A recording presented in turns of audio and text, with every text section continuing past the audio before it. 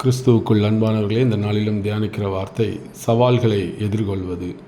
யாக்கோபு 1ஆம் அதிகாரம் 2ஆம் வசனத்திலிருந்து 4ஆம் வசனம் வரை பார்க்கும் பொழுது அங்கே சொல்லப்பட்டிருக்கிறது, என் சகோதரரே, நீங்கள் பலவிதமான சோதனைகளில் அகப்படும் போது உங்கள் விசுவாசத்தின் பரீட்சையானது பொறுமையை உண்டாக்கும் என்று அறிந்து அதை மிகுந்த சந்தோஷமாக எண்ணுங்கள். நீங்கள் ஒன்றிலும் குறைவுள்ளவர்களாயிராமல் பூரணராயும் நிறைவுள்ளவர்களாயும் இருக்கும்படி பொறுமையானது பூரண கிரியை செய்ய கடவுது. அதாவது சோதனையான நேரத்தில் நம்ம என்ன செய்யணும்? விசுவாசத்தில் பொறுமையாக இருந்து சந்தோஷமாக இருந்து ஒன்றுக்கும் குறைவுள்ளவர்களாக இருந்து நாம் நிறைவானபடி இருந்து பொறுமையாகவும் பூரண கிரியை செய்ய கடவுது என்று வேதம் சொல்லுகிறது. ஸோ இன்றைக்கி நம்முடைய வாழ்விலே எல்லாருடைய வாழ்விலும் ஏதோ ஒரு சூழ்நிலையில் ஒரு சவால்களை நாம் எதிர்கொண்டு இருக்கிறோம். ஸோ இன்றைக்கி ஒவ்வொரு விதமான சவால்கள் இருக்கிறது கிறிஸ்தவ வாழ்க்கையில். ஆபிரகாம் பார்க்கும் பொழுது அவருக்கு ஆண்டவர் கொடுத்த வாக்குறுதியிலே ஒரு சவால் வந்தது. இஸ்ரவேல் ஜனங்களே அவர்களை பார்க்கும் பொழுது கர்த்தர் கொடுத்த அந்த வார்த்தைக்கு கீழ்ப்படுகிறார்களா என்று நிரூபிக்க வனாந்திரத்தில் அவர்கள் சோதிக்கப்பட்டார்கள். உபாகமம் 8:2 பார்க்கிறோம்.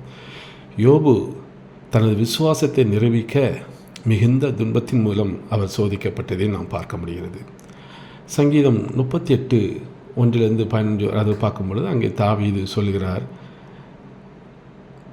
தன் பாவங்களால் உண்டான சரீர நோயையும் வேதனையும் விவரித்து, என் பாவத்தின் நிமித்தம் என் எலும்புகளில் சுகமில்லை என்றும் என் மதீனத்தின் நிமித்தம் என் காயங்கள் நாரி புறையோடுகிறது என்றும் கூறுகிறார்.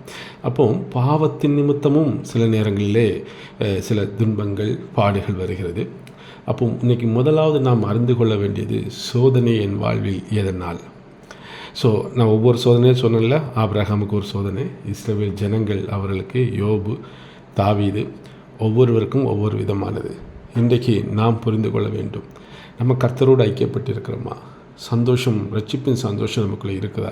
இருந்தும் ஏதோ ஒன்று சோதிக்கப்படுகிறோமா? நிச்சயமாக சொல்கிறேன், விசுவாச போராட்டம் இல்லைன்னா ஆண்டோடைய வாக்குறுதியை நாம் பெற்றுக்கொள்வதற்கு உண்டான ஒரு போராட்டம், இல்லைன்னா நம்ம அவருக்கு கீழ்ப்படுகிறோமா என்பதான ஒரு போராட்டம். பாவ போராட்டத்திற்கும் இந்த ஆவிக்குரிய போராட்டத்துக்கும் ரொம்ப வித்தியாசம் உண்டு. அதை ஈஸியாக ஒரு மனிதன் நம்ம கண்டுபிடிக்க முடியும். பாவம் அது கொடுமையானது, அது நமக்கு ரொம்ப மனசு கஷ்டம், துன்பம், துக்கம் எப்பொழுதும் நிறைந்திருக்கும். சந்தோஷம் என்பதே இருக்காது. மனசில் ஒரு உறுத்தல் இருந்து கொண்டே இருக்கும். ஐயோ தப்பு செய்யிட்டோம், அந்த உறுத்தல்லாம் நமக்குள்ளே இருக்கும். ஸோ அதை வச்சு கண்டுபிடிச்சிக்கலாம் இன்றைக்கி இப்படிப்பட்ட சோதனைகளே நாம் இருந்து கொண்டிருக்கிறோம்.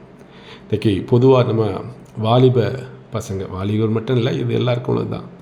பாவம் என்று சொல்லுகிற பொழுது முதலாவது கண் பார்க்கிறது. இந்த கண் பார்த்து ஒரு பொருளை இச்சிக்கலாம், இல்லை வேறு ஏதோ ஒரு காரியத்தை பார்த்து ஒரு இச்சையான காரியங்கள் வரலாம். இச்சை மீன்ஸ் நான் சொல்கிறது ஆசைகள், தேவையில்லாதது. இதெல்லாம் இந்த கேமரா படம் பிடிக்கிற மாதிரி நம் கண்கள் முதலாவது ஒரு காரியத்தை பிடித்து விடுகிறது. ரெண்டாவது நம்முடைய மனம் கண்களிலிருந்து மனதுக்கு போகிறது. இந்த மனம் என்ன செய்யணும்னா, அது திங்க் பண்ணிகிட்டே இருக்கும். இப்போ நமக்கு ஒரு பிரச்சனை வந்தால் கூட மனம் திங்க் பண்ணிட்டே இருக்கும். அது அப்படி பண்ணிடணும், இப்படி பண்ணணும், இல்லை ஒரு ஆள் நமக்கு எதிராக வந்தால் அவனை அப்படி பண்ணிடணும், இப்படி பண்ணிடணும். மனம் குழப்பிகிட்டே இருக்கும், திங்க் பண்ணிகிட்டே இருக்கும். இந்த இடம் தான் ரொம்ப முக்கியம் மனித வாழ்வில். இந்த மனம் ஒரு குழப்பம் அடைகிற பொழுதே நம்ம ஆண்டவர்கிட்ட வந்துட்டோன்னா எந்த சூழ்நிலேருந்து ஒரு விடுதலை உண்டுங்க. இந்த மனம் அது நம்ம அதை விட்டு கொடுத்துட்டோம், மனதை கண்ட்ரோல் பண்ணாமல் நம்ம விட்டுட்டோம்னு வச்சுங்களேன், இந்த மனதிலிருந்து அது அப்படியே இருதயத்துக்குள்ளே போயிடும். இருதயம்தான் விருப்பத்தை, ஆசையெல்லாம் உண்டாக்கும். சரிங்களா? மனம் குழப்பிகிட்டே இருக்கும், யோசிக்கும், அது இதை இருதயத்துக்குள்ளே அடுத்த லெவலில் போயிட்டுன்னா, அப்போ முதலாவது கண், ரெண்டாவது நம்ம மனம், மூன்றாவது இருதயம் செய்ய தூண்டும். அதுக்கு ஒரு காரியத்தை செய்ய தூண்டும், சரீரம் செய்து முடிக்கும். இதாங்க இந்த பாவத்தினுடைய 4 ஸ்டேஜ். இன்றைக்கி இதை கேட்டுக்கொண்டு இருக்கிற யாராக இருந்தாலும் சரி, கண்கள் நம்ம நிறைய காரியங்களை பார்க்கக்கூடாத, பார்த்துட்டு போயிடணும். மனசுக்குள்ளே கொண்டு வந்து குழப்பிட்டே இருக்கக்கூடாது, அதையே நினச்சி கொண்டு இருக்கக்கூடாது. சரிங்களா? ஸோ அப்படி மனம் வருகிறது, மனதுக்குள்ளே ஒரு காரியம் நம்மளை போட்டு புரட்டி எடுக்கிறது, அதையே நினச்சி இருக்கிறோன்னா உடனே நீங்கள் ஆண்டோட்ட போங்க. மனம் புதிதாக்கப்பட வேண்டும். அதான் வேத வசனம் சொல்கிறது. மனதை நீங்கள் மனதை ஒரு புதிதாக்கி விட்டீங்கன்னா இது நான் நாட் ஒன்லி இப்போ பாவத்துக்கு மட்டும் நான் சொல்லலை. நமக்கு வரக்கூடிய பிரச்சனைகள் பாவத்துக்கு ரொம்ப மெயின். நமக்கு வர ஒருத்தங்க நம்மகிட்ட கோவப்பட்டாங்க, நமக்கு விரோதமாக எழுமிட்டாங்க, மனம் எவ்வளோ பாடுபடுது பார்த்தீங்களா? அதில் இருந்து நம்ம அப்படியே விட்டுட்டோன்னா மனம் இருதயத்துக்குள்ளே போய் இருதயம் தேவையில்லாத காரியங்கள், அவங்களுக்கு விரோதமான காரியத்தை செய்ய தூண்டும். இந்த மனதுக்குள்ளே குழப்பம் வரும் பொழுதே தேவ சமூகத்தில் போய் நின்றுங்க. கொஞ்சம் கஷ்டமாக இருக்கும். வேதத்தை தியானிங்க, ஆண்டவர்கிட்ட நல்ல வார்த்தைகளை பெற்றுக்கொள்ளுங்க. ஆண்டவரே இதிலேருந்து ஒரு விடுதலை கொடுங்க, எனக்கு சிறுமைப்பட்டிருக்க விடுதலை கொடுக்குற ஆண்டவர், அவர் சிறைப்பட்டவர்களை விடுதலையாக்க ஆண்டவர். ஸோ எனக்கு இதிலேருந்து ஒரு விடுதலை தாங்க, நான் சிறைப்பட்டு இருக்கிற என் மனம் புதிதாக்கப்பட வேண்டும். வேதத்தில் சொன்னபடி எனக்கு புதிதான ஒரு மனதை தாங்க என்ற ஆண்டவர்கிட்ட நம்ம இந்த மனதுக்குள்ளே இந்த பிரச்சனை வருஷமே கேட்டோம்னு வச்சுங்களேன், அது அப்படியே அங்கேயே கரைஞ்சி போயிடும். அந்த எண்ணங்கள் சிந்தனைகள் எல்லாம் நம்ம விட்டு போயிடும். நம் மனம் புதிதாக்கப்படும். நாம் கர்த்தருடையவர்களாக நீதிமான்களாக நம்மளை காத்து கொள்ள முடியும். இது மனுஷ வாழ்வில் தினமும் வருகிற சவால். பேசுகிற எனக்கு இந்த சவால் தினமும் உண்டு. ஏதோ ஒரு பிரச்சனைகள் நம்மளை தேடி வருகிறது. மனிதர்களால் பிரச்சனை ஏதோ ஒன்று வந்துடுவது, மனது குழம்புது. அப்போ உடனே யோசிக்கணும், நம்ம மனசு சரியில்லை, நம்ம தேவ சமூகத்தில் போயிடணும், போயிட்டு எப்படியாவது அதை கிளியர் பண்ணிடணும், ஸோ சந்தோஷமாக இருக்கணும் அப்படிங்கிறது அந்த ஒரு உணர்வு ஆண்டவர் கொடுத்துருக்காருங்க. ஆண்டவருக்கு நான் நன்றி சொல்லுகிறேன். அதனால தான் இன்றைக்கி இந்த வார்த்தையை நான் உங்களோடு கூட பேசி கொண்டே இருக்கிறேன். எல்லா சவால்களையும் ஜெயிக்க முடியும் எப்போ மனம் தினமும் புதிதாக்கப்படுகிற பொழுது. நம்ம மனதிலேருந்து விட்டு இருதயத்தை போயிட்டு அது தாங்க நம்ம பாவத்துக்கு நேராக நம்மை தூண்டிவிடும். எவ்வளோ பெரிய ஆளாக இருந்தாலும் சரி, நீங்கள் பரிசுத்தவான்களாக இருந்தாலும் சரி, அது பாவத்துக்கு நேராக தூண்டிவிடும். சவால்களை எதிர்கொள்ளும் பொழுது கவனமாக இருங்கள். உங்கள் மனம் ஒவ்வொரு நாளும் புதிதாக்கப்பட நீங்கள் இன்னைக்கு அதை நீங்கள் ஜெபிங்க, ஆண்டவர்கிட்ட போங்க, அதில் ரொம்ப கவனமாக இருங்கள். அப்படி இருந்தால் இந்த சவால்களை எல்லாம் நம்ம ஜெயிக்க முடியும். சத்ரு நம்ம பக்கத்தில் வரவே முடியாது. ஸோ வேதத்தில் எத்தனையோ ஆதாரங்கள் இருக்கிறது. நம்மளுடைய சவால்கள் இதெல்லாம் திறமைகள்லாம் வளர்த்து கொள்வதற்கு கர்த்தருடைய வார்த்தைகளை நமக்குள்ளே வைத்து நம்ம ஒவ்வொரு நாளும் ஓடுற பழக்கம் வேண்டும். கடினமான காலங்களில் கர்த்தருடைய திட்டங்களை எல்லாம் நம்ம நம்பணும். யோசேப்புடைய வாழ்க்கையை நம்ம நினைத்து பார்க்கணும். எப்படிப்பட்ட இடத்துலேருந்து எப்படி கொண்டு வந்தார், எப்படிப்பட்ட விசுவாசத்தோடு அதை நம்ம பார்க்குற பொழுது, அந்த காரியங்களை நம்ம தியானிக்கிற பொழுது நமக்குள்ள விசுவாசம் பெருகும். அதே போல் நமக்கு இந்த மாதிரி சூழலில் ஒரு ஆதரவு நிச்சயமாக வேணும். நம்ம குழம்புகிற பொழுது மனுஷ ஆதரவுக்கு போயிறாங்க, கர்த்தருடைய ஆதரவுக்கு போங்க. அவர் நல்ல வார்த்தைகளை நமக்குள்ளாக கொடுத்து, ஸோ ஆண்டவர் சொல்கிறார், தாவீது சொல்கிறார்ல, நான் கர்த்தரை தேடினேன், அவர் எனக்கு செவி கொடுத்தார், அவர் என் எல்லா பயங்களுக்கும் என்னை நீங்களாக்கி விட்டார்னு சொல்கிறார் பாருங்க. இதெல்லாம் தியானித்து நம்ம அந்த ஒரு ஆதரவை ஆண்டவர்கிட்ட பெறணும். ஸோ வேதத்தில் எத்தனையோ ஊக்கமும் ஆதரவும் உள்ள வசனங்கள் நிறைய இருக்கிறது. கர்த்தரின் மேய்ப்பராக இருக்கிறார், நான் தாழ்ச்சி அடையேன் என்று எல்லாருக்கும் தெரிஞ்ச வசனம். அதே போல் ஆண்டவர் நமக்கு புது பலனை கொடுத்து நம்மளை புதுப்பிக்கிறார். கழுகுகளைப் போல செட்டைகள் எடுத்து உயர எழும்போன்னு சொல்லிட்டு ஏசாயா 40:31 பார்க்குறோம். ஸோ இதெல்லாம் இந்த மாதிரி ஆதரவான வசனங்களை தியானித்து ஜெயம் பெற அழைக்கப்படுகிறோம். எப்போ மனதில் குழப்பம் வரும்பொழுது, மனதில் சஞ்சலம் வரும் பொழுது, நான் சொல்கிறது பாவ சஞ்சலம் அது ஒன்று. பாவம் இல்லாமல் நமக்கு பிரச்சனைகள், நம்மளை தேடி பிரச்சனைகள் வரும்போது மனம் குழப்பமடையில வரும்பொழுது மனதை திடப்படுத்த, மனதை சுத்திகரிக்க, மனதை பலப்படுத்த கர்த்தரால் மட்டும், அவருடைய வசனத்தினால் மட்டும்தான் முடியும். வேறு எந்த வழியும் இல்லை. முடிஞ்சால் பார்த்துக்கிடுங்க, தைரியமாக சொல்லுகிறேன். அதனால் மனம் குழப்பம் வருஷமே ஆண்டவர்கிட்ட ஓடி வந்துடுங்க. அதை விட்டு அடுத்த ஸ்டெப்புக்கு போயிடாதுங்க, ரொம்ப கிரிட்டிக்கலாகிடும். அதுதான் நமக்கு தான் அது லாஸு. அது எதாக இருந்தாலும் சரி, ஒருவேளை மன்னிக்க முடியாமல், நானும் சரி சில மனிதர்களை மன்னிக்க முடியாமல் சில நேரம் கஷ்டப்படுறோம். ஆண்டவர்கிட்ட போய் ஜெபிக்கிறோம், ஆண்டவரே நான் உங்கள் ஊழியக்காரன், உங்கள் பிள்ளை, மன்னிக்க உதவி கேட்குற பொழுது அடுத்த நிமிஷமே கொடுத்துட்றாரு. கேட்காமல் இருக்கிறதுக்கு வரல. எத்தனை பிரசங்கம் நான் பண்ணியிருக்கேன், வரல. உடனே போய் கேட்கும் பொழுது வந்துடுது. அதனால தான் சொல்கிறேன், மனதை உடனே புதிதாக்குங்க.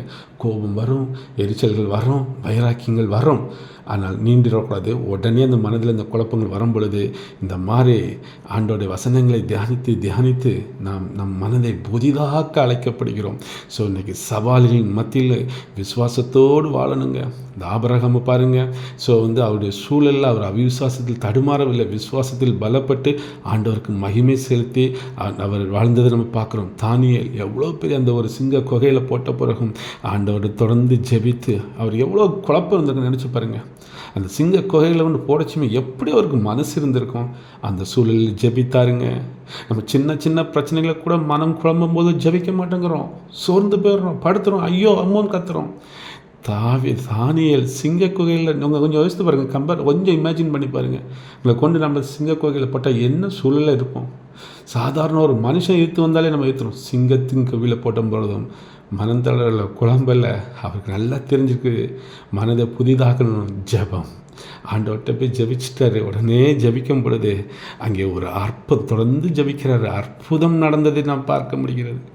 எவ்வளோ பெரிய காரியம் பார்த்தீங்களா? அதனால் நம்ம வாழ்க்கையில் நமக்கு வருகிற சவால்கள்லாம் பெரிய விஷயம் இல்லை. எனக்கு தெரிஞ்சு நம்ம ஜெபித்து மனதை புதிதாக்கி விட்டோம்னு வச்சுங்களேன், ஒன்றும் நம்மை சேதப்படுத்தாது, ஒன்றும் நம்மளை குழப்பாது.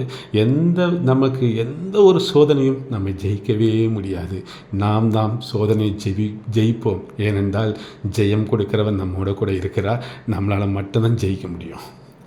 புரியுதுங்களா? நம்மளால் மட்டும் ஜெயம் கொடுக்கிறவர் யார் கூட இருக்கிறாங்களோ அவர்கள் ஒவ்வொருவரும் சோதனையை இன்னைக்கு ஜெயிக்க முடியும். இயேசுவின் நாமத்தினாலே நான் சொல்லுகிறேன். இயேசுவின் நாமத்தில் நான் இதை ஏதோ படிச்சுட்டு இருந்தாலும் சொல்லலை. என்னுடைய வாழ்க்கையில் நான் சில நேரங்களில் இந்த சூழலை கடந்து வந்ததுனால ஐயோ அம்மா, நானும் மனுஷீகத்தில் சில குறைவுகளில் வைராக்கியம் பட்டிருக்கேன், கோவப்பட்டிருக்கேன், மன்னிக்க முடியாமல் கஷ்டப்பட்டிருக்கேன். உடனே யோசிப்பேன், நம்ம செய்கிறது சரியில்லை, நம்ம கர்த்தருடைய ஊழியக்காரன், சமாதானத்தை போதிக்கிறவன், இது சரியில்லை, நம்மளுக்குள்ளே இப்படிப்பட்ட காரியங்கள் இருக்கக்கூடாது, உடனே இதை விட்டுறணும். என்ன வேலை? ஆண்டவர்கிட்ட போய் நின்றோம். போய் நிற்கும் பொழுது தாகத்தோடு கேட்குற பொழுது அப்படி வந்த வைராக்கியம் அப்படியே போயிடுது. அப்படி வந்த கோபம் அப்படியே தணிந்து போயிடுது. மன்னிக்க முடியாமல் கஷ்டப்பட்டோம், சரி போனால் போட்டோம், ஆண்டவர் பார்த்துக்கிட்டோம். எவ்வளோ அழகாக ஆண்டவர் கிரியை செய்கிறார் தெரியுமா?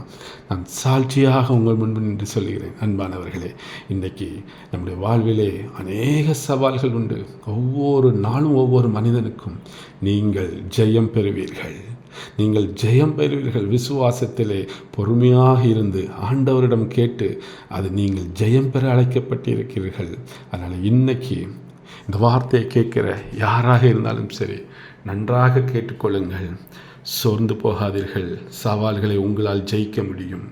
ஏனென்றால் உலகத்தையும் சாத்தானையும் ஜெயித்தவர் உங்களுக்குள் இருக்கிறார். அவரை நோக்கி நீங்கள் பார்க்கிற பொழுது, அவர்கிட்ட நீங்கள் கெட்டி போகிற பொழுது நீங்கள் இப்படிப்பட்ட காரியங்களை ஜெயிக்க முடியும். இன்றைக்கி இந்த உலகத்தில் பெரிய பெரிய பொருளை இடங்களெல்லாம் வாங்கிடலாங்க. எதை நினச்சாலும் ஒரு மனுஷன் ஒரு வேலை சம்பாதிச்சு வாங்கிடலாம். தன் மனதை அடக்குது தான் கஷ்டம். அந்த தன்னுடைய அடுத்தவனுடைய மனதில் ஒவ்வொரு மனுஷனும் அவனுடைய மனதை கண்ட்ரோல் பண்ணுவது, சிந்தனையை கண்ட்ரோல் பண்ணுவது. ஒரு பிரச்சனை மத்தியில் என்னெல்லாம் யோசிக்கிறோம், அதை செய்தணும், இதை செய்தணும். சிந்தையை அடக்குவது ரொம்ப கஷ்டம் நான் சொல்கிறேன், ஆனால் முடியும் என்று நான் சொல்கிறேன். இயேசு கிறிஸ்துவினால், என்னை பலப்படுத்துகிற கிறிஸ்துவினாலே எல்லாவற்றையும் செய்ய எனக்கு பலன் உண்டு. என் சிந்தனையை கர்த்தர் ஆளுகை செய்கிற பொழுது என் சிந்தனை செம்மையானதை சிந்திக்கும், செம்மையான பாதையில் ஓடும். எத்தனை சவால்கள் எதிரிகள் வந்தாலும் என்னை சேதப்படுத்த முடியாது. ஆண்டவர் எனக்கு ஜெயம் கொடுப்பார். அதனால் இது யாருக்கோ ஒருவர் இல்லை, எல்லா மனிதனுக்குள்ள ஒரு செய்தி. நாம் சவால்களை ஒவ்வொரு நாளும் எதிர்கொள்ள அழைக்கப்படுகிறோம். கிறிஸ்துவின் துணையோடு நீங்கள் ஜெயம் பெறுவீர்கள். கர்த்தர் தாமே இந்த வார்த்தைகளை ஆசீர்வதிப்பாராக. ஆமென்.